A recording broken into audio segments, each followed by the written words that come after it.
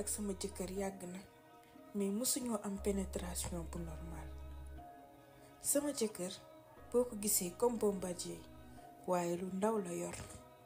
dama nekkoon doon génn ak sama jëkkër avant mu may takk. bi mu ma takkee suñ première nuit de noces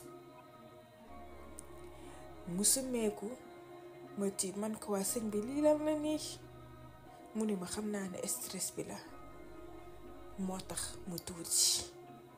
ma ne ko waa d'accord. léegi ñuy dem di dem ba benn moment moom nanguwuma daal bu ñuy tëdd sax duma nangoo laal day ñuy waxtaan ak man ba man nelaw affaire yooyu noonu mu ni ma dafay dalal sama xel bi moom tamit yàkkamtiwul dara.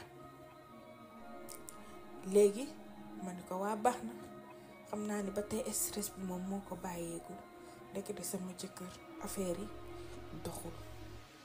ñu dem ba quelque temps ma ni ko mënul nga ma wax ni say affaire doxul nga teel ma ko wax buñ si teel a jug ñu faj ko bu ma ko mënee mu ñaalee noonu mu ñaale ko ci sëy bi waaye lii bu continuer damay ñaan baat.